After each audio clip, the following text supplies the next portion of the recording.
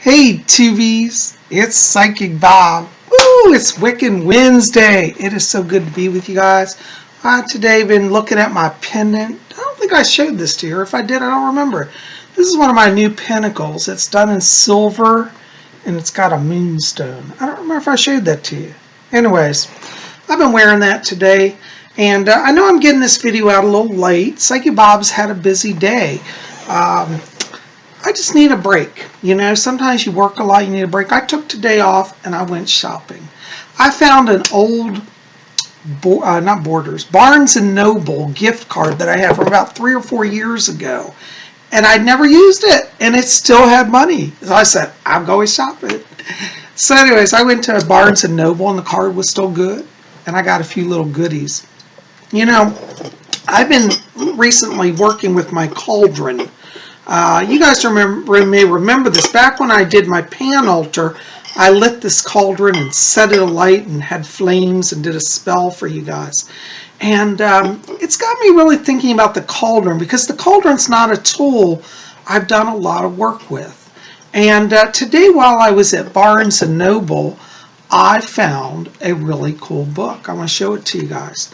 It's called The Witch's Cauldron, and it says, The Craft, Lore, and Magic of Ritual Vessels. Isn't that cool? And it's by Laura Tempest Zakroff. It's put out by Llewellyn. You see the moon on it. And what's really cool is I didn't realize this. They only had this book at Barnes & Noble, but there's actually a whole series that goes with this. And they advertise in the back. They've got another book called The Witch's Athame. And these are each by different authors that wrote for Llewellyn on the subject. The Witch's Broom. And then this other one I'm really curious about, The Witch's Mirror. I do a lot of mirror work, so I want to get that one also. But you know, I thought this was really different because, you know, it's not just your standard Wicca book. You know, like I think a lot of Wiccan books, after you've read about 5 or 6, they all start to seem alike. But this one's very unique. It focuses on this ritual tool, and I'm learning a lot from it. So I just started it today. I've been reading it since about lunchtime, but I'm really liking it. So in the coming weeks, I think next Wednesday, we're going to talk about this more, and we're going to talk about doing some rituals with the cauldron, and you know, how to choose a cauldron, what type of cauldron you want, what can you use it for. All of that's in this book. So we're going to talk more about that next week. And but I just had to share that book to you. I was really excited to get that today. It was a nice little treat, you know, having that gift card. So I bought that. And I also bought another book, which you guys probably read, The Witch's Almanac. This is an annual book. Even though the year is half over, I still love this. I'm still going to, you know, I didn't get it earlier in the year, because I have the Witch's Spell a Day Almanac, which I read, but I also like this version. And so I got that too. We'll talk more about that also. But today is an interesting day because I wanted to come here and talk to you about a very important subject. One of my subscribers, Emma is her name, from the United Kingdom, wrote to me recently, and she says, Psychic Bob, I need help. I have a son who is psychic, and it's causing a lot of problems because he's having a lot of nightmares, he's having a lot of spirit communications. You know, how do we deal with psychic reality? How do we deal with this child who's having paranormal experiences? And, you know, Emma, I think this is a very, very important question because, you know, a lot of times we think, oh, you know, psychics are people who are grown-ups and you do psychic stuff when you're an adult. But the truth is that people, particularly mediums, are generally psychic since birth. And I wanted to address this because as a child, I myself was very psychic. And it was very hard because I grew up in a family that didn't particularly believe in any of this and was not very supportive. Now, I love my family, but they still don't get it, okay? But, you know, first of all, I want to say, in terms of your child, first of all, there's nothing abnormal about being psychic. Our culture finds it strange and wants to label people and say they're out there or they're a little mentally ill. Don't believe that, okay? And the reason I say that is that really it's quite natural to humanity to be psychic. People of the ancient world, when we go back to like the time of Atlantis and the time of the early rise of ancient Egypt, people were naturally telepathic, they were naturally mediumistic, and the cultures of those times honored and supported that. Even into the times of the Roman Empire, spirituality was venerated and honored. You may recall in Rome, they had the Vestal Virgins. And the Vestal Virgins were women who were chosen as children from around 7 or 8 years old to serve in the temple of the goddess. And they were trained as mystics to attune to Vesta, to serve her flame. Many of them were councils. They were considered wise spiritual teachers. And the great leaders of Rome, the great senators and the nobles, would seek out the counsel of the Vestal Virgins. So children in that culture were recognized as having spiritual gifts, and it was believed, a certain child, if they showed a tendency towards spiritual life, they would be kind of pushed towards being considered for Vestal Virgins. And it's really fascinating because the first 7 years of their life, from age 7 to 14, 15, was spent in training, and then the next 7 years were in service, and then the third 7 years, they would serve for 3 terms of 7, 21 years, was devoted to then training the next lot and being kind of elders of the community. So why we have a struggle is that in our culture today, children are not honored in that way. And I think it's very, very sad because we do a great disservice to the younger people. I wish that when I was young like your son, that I had the opportunity to have somebody say, it's okay, what you're experiencing is not craziness and it's not unreal. And I think, particularly in your child's case, the first thing that I would recommend that you do is, first of all, acknowledge it. For a child, just to be able to go to their mother and say, Mom, there's a person talking to me in my room at night, rather than you saying, oh, now quit that, that's imaginary. And I don't think you're doing that. But what I'm saying is a lot of parents would do that, okay? You want to turn that into a conversation. So it would be like, really? Tell me about that. Do you like them? Are they friendly? What's their name? Because many times children have an entire connection that goes on spiritually. And that spiritual connection is really where it begins. And so if we smother that from youth, we do our children a great disservice. I count myself very fortunate to be a member of the craft, a member of Wicca, because in Wicca, a lot of witches, even though they don't force their religion on the children, they do raise them as Wiccans until they're old enough to decide if they want to do Wicca. And so part of that reality for many Wiccan families is that there is naturally understood to be a connection with spiritual beings. A number of the Wicca work with the fairies, the Fae people, and so the children grow up, making offerings to the Fae. And I think with your child, one of the things that I would recommend is perhaps, if you're comfortable, maybe start a tradition where they have what I would call a positive interaction with the spirit world. And that may be, for example, working with the fairies. The fairies are spirit beings, and people that are mediumistic don't just see regular human dead people, they can also perceive the other beings of that unseen world. And so it might be a nice little tradition to set up a little fairy altar in your house, and every day you make a little offer, maybe a little cup of milk or water or some bread or some sweets to the fairy.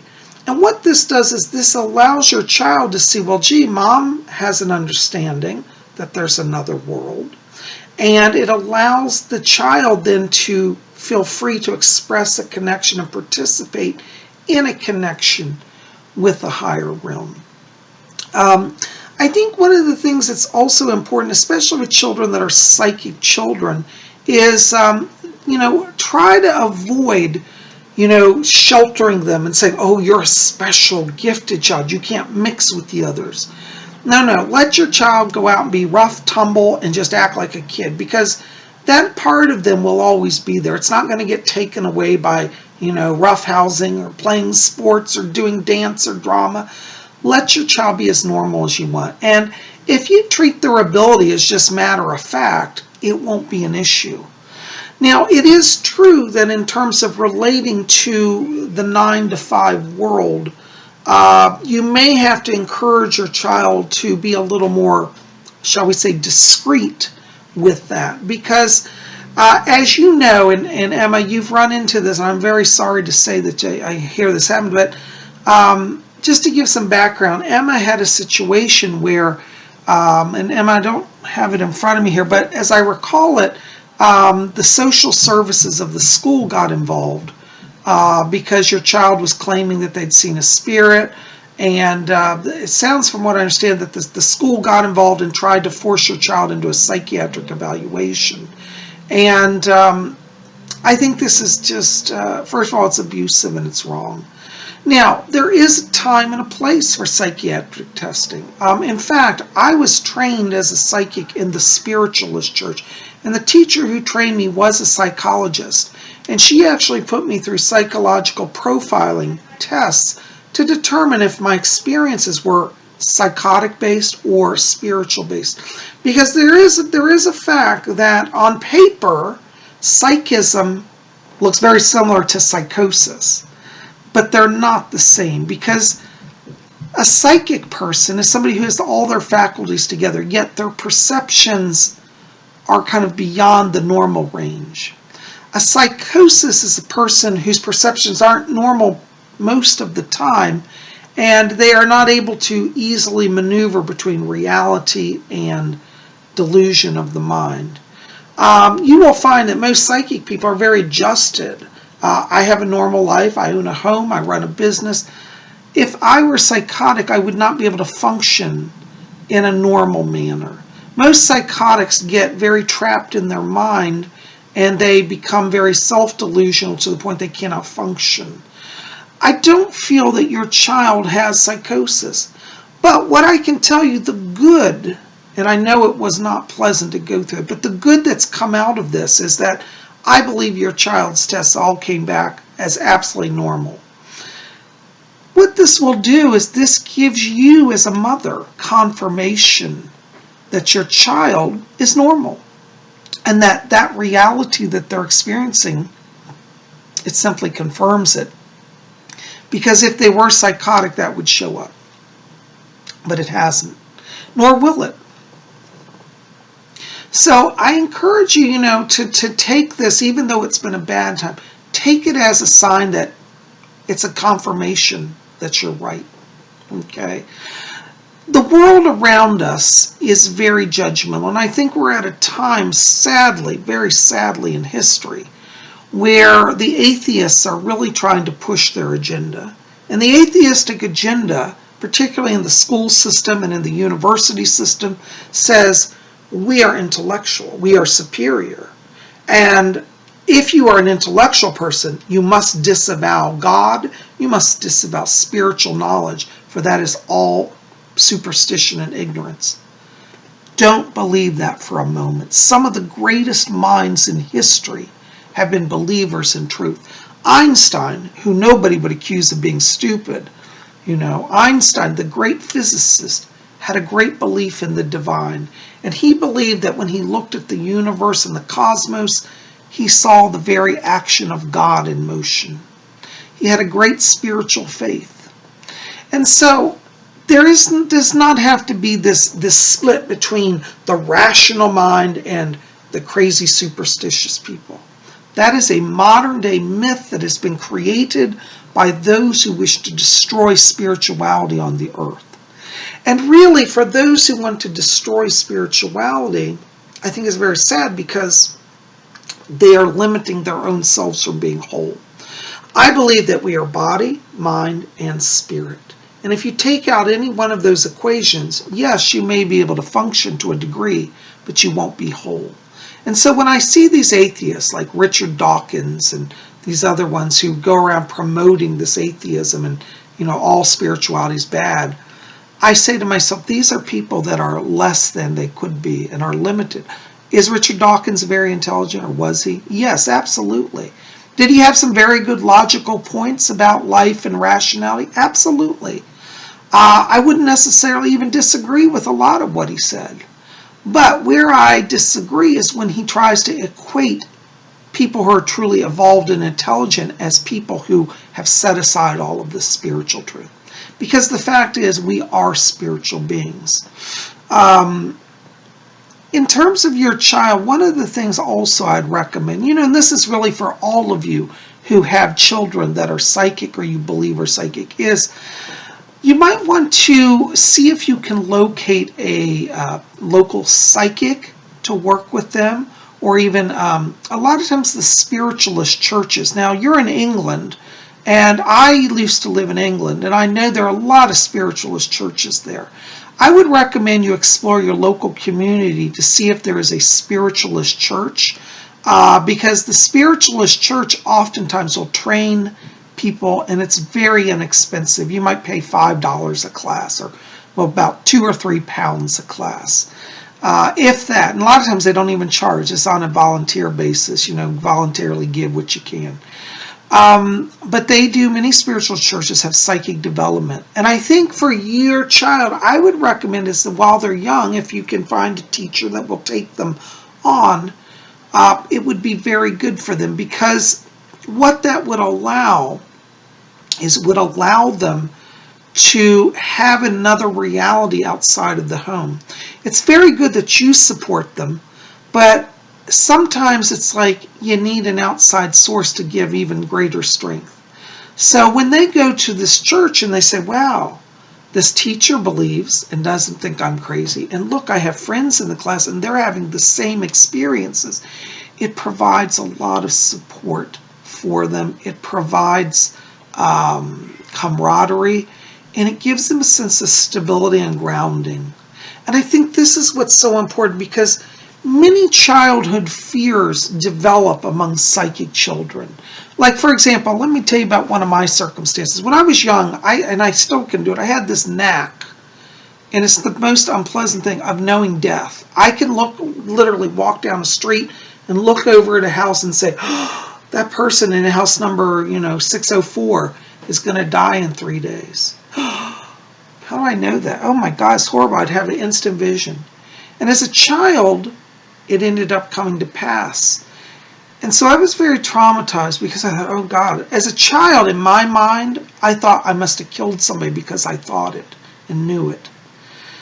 And that puts a lot of guilt on a child. And when I first started with my training with my teacher, she said to me, how do you feel about being a psychic? What's your experience? And I said, I don't know. I'm not so comfortable. I can do it, but I have a lot of hesitancy. And she said, well, why is that? I said, because I always get the horrible stuff. I always know death. I always get ominous things. And I don't like that. And you know what she said to me? She said, oh, well, we can fix that. I said, what do you mean? She says, you just need to make an arrangement to filter that out. I said, you can filter? She said, oh, yes. You can tell the spirit people what you will receive and what you won't receive. And I say this to you because if your child is having traumatic experiences, such as seeing, dead people that are scaring them, or that look, like people with wounds or horrific imagery, there's a way, that child can filter that out. And you and your child should sit down and make an agreement that they won't receive that. It's very simple once you understand how the energy flow works in receiving information that you can control. Nowadays, I do still get negative stuff, but I have a deal with my spirit people. I will only receive a death prediction if, one, I know when it's going to happen, exactly how it's going to happen, and how to prevent it. And if it can't be prevented and there's nothing to do, I don't need to know it, because there's no reason to tell that person. It's not going to change anything. If it's destined, sometimes death is destined. Not always, but sometimes.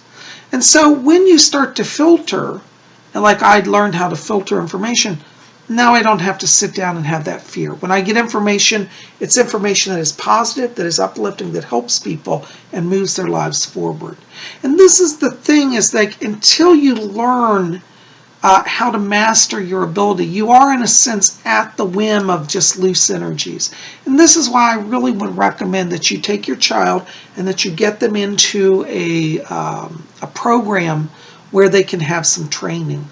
If I lived near you, I'd be happy to work with you and your child, and help them, because I wish I'd had somebody to help me.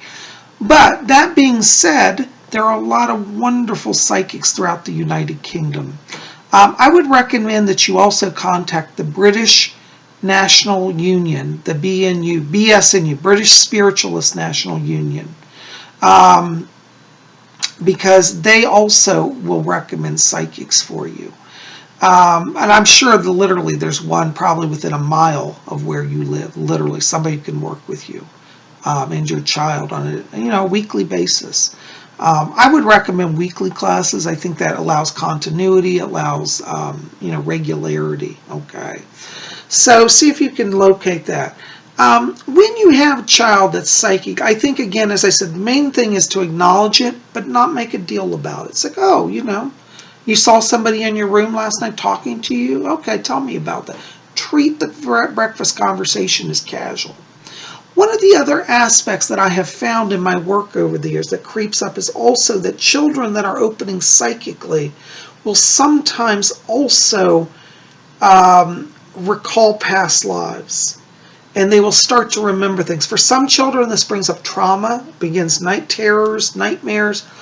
And so you want to let your child, if your child starts saying, Mom, I remember being in, for example, in World War II, I remember the bombs falling. Well, then you can say, oh, tell me about that. What was that like? Treat the conversation as if it's just as casual as them saying, I just bought an ice cream cone across the street at the store. Because what you want to do is really avoid making them feel bad or making them feel less than or treating it as somehow abnormal. Because psychic children, like all children, want attention. So if you give excessive attention, your child may tend to then act out to get your attention. And you don't want to start that scenario either. So treat it just nonchalant. Don't make a big deal about it. One of the other things that will happen, now I don't have the paper here how old your child is, but one of the things is when they get closer to puberty, around, between ages 11, 12, 13, many children that are psychic will also exhibit what we call physical phenomena outbursts. Sometimes it's poltergeist activity, it's called, and sometimes it's just their own energy. But what will happen is as the hormones start to change, children will also, for example, like, let's say here, they've got standing in a room, you got this glass bottle. I pray to God they don't break this. This is my Givenchy. But you could have your Givenchy sitting on a shelf, and a child around that age, at puberty age, if they get really emotional and they, like their energy literally comes out and bursts from their body, you could be sitting here and watch that bottle literally shatter in the air with no one touching it. Now, why that's important is, a lot of times what happens is when kids have this, they're as scared of it as you are. And so they'll be in the kitchen, for example. You'll hear like a big mirror or a glass or coffee mug shatter. And as a parent, you're like, what did you do in the kitchen? Did you break my favorite mug? And the child stand there, the mug shatter, and they said, I swear, Mom, I didn't break it. I swear I didn't break it. And of course the parents are like, you're lying. And then the kid gets punished for lying. Listen, when you got psychic children, that stuff happens and your kid is not lying. Okay? And so just allow it to be, clean it up, and don't make a deal of it. What's important is that if you help your child through the years to kind of learn to be at peace with that energy that goes through them, they won't tend to act out, and it will not be a crisis point for them.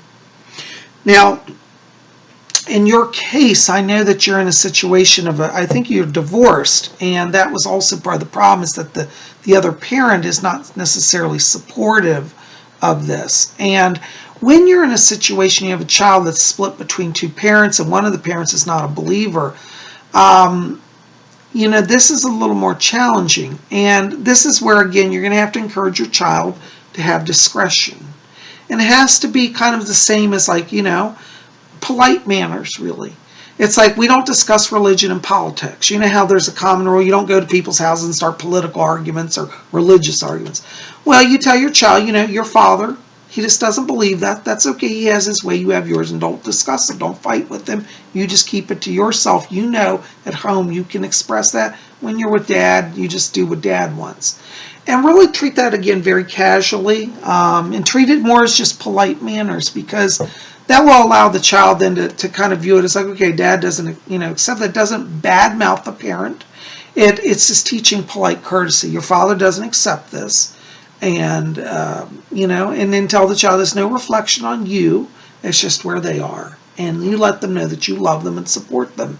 But, out of respect, you don't discuss religion or politics, okay? And that will make that go a lot easier. The kid will say, oh, yeah, I don't do that when I go to Johnny's house down the street, so I won't do it at Dad's house either. Unfortunately, until the child's older, that's just going to have to kind of be how it is, okay?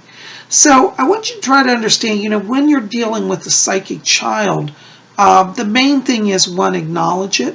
Don't belittle them. Don't mock them. And let them know that they are protected and they are loved.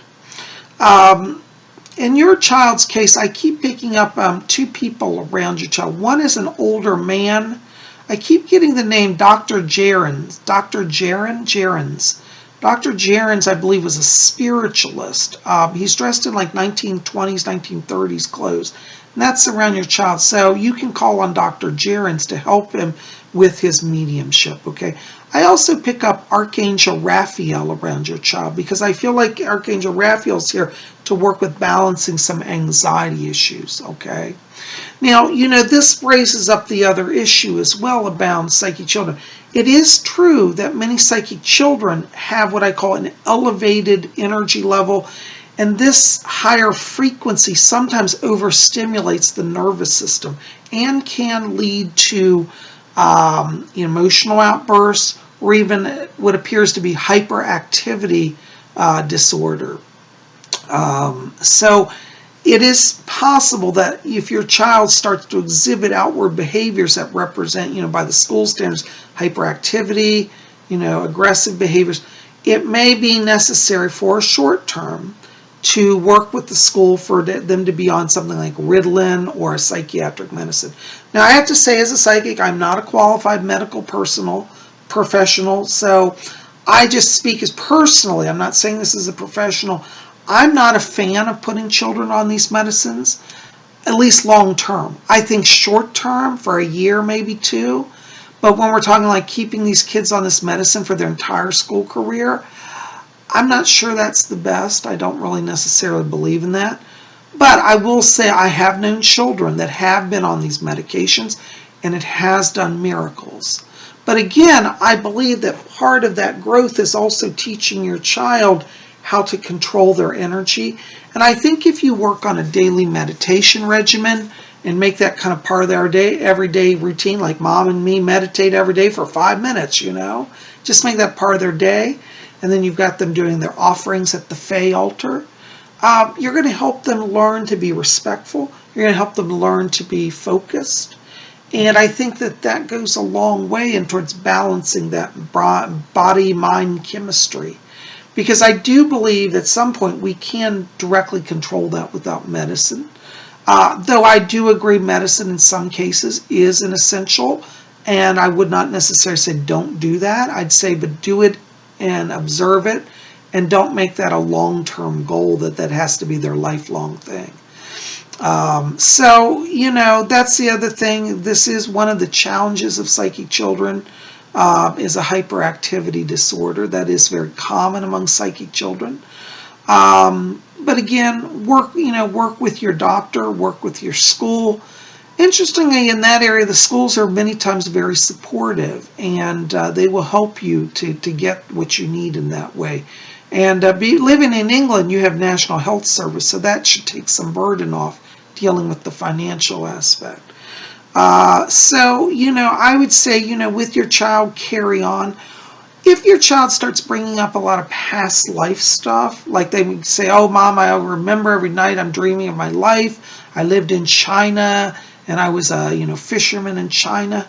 Well, then get a book on China. Go out and get a big coffee table book, a lot of pictures, and let that child look at that. Because what that will do is that will, if they have particularly past life trauma connected to that life, seeing that will allow them to release it. It's very interesting with past life trauma. Many times all that is required is that somebody sees something and recognize it, and then they release it, and it can be that quick to cure it. I've done a lot of work with children who've had past life traumas, and many times it's as quickly resolved as simply acknowledging it, letting them understand that they're in a new body now, and that that's done. They won't have to be afraid of that anymore. And many times children will just snap into it. They're just like, oh, yeah, okay.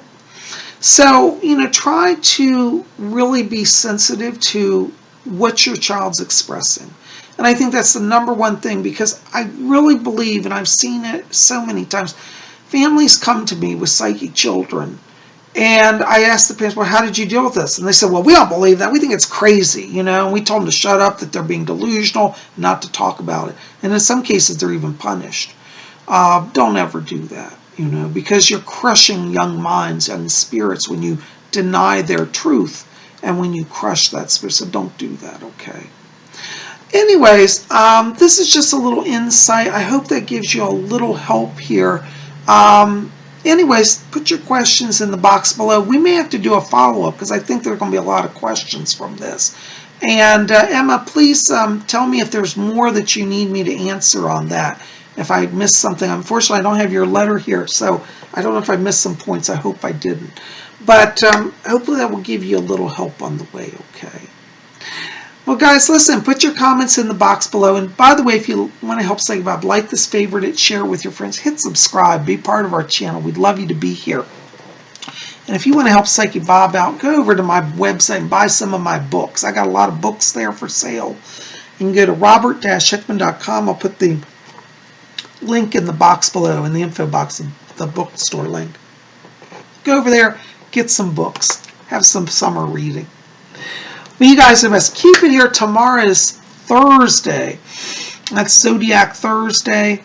We'll see what we're going to do. Depends on what I can do with my computer if we're going to get that up and running. But we'll have something. Just be here. We'll always have something fun and fascinating. Well, you guys are the best. Listen, I love you. I send you my blessings. Emma, I send you my blessings. Hang in there. You're going to get through this, okay? Don't be afraid.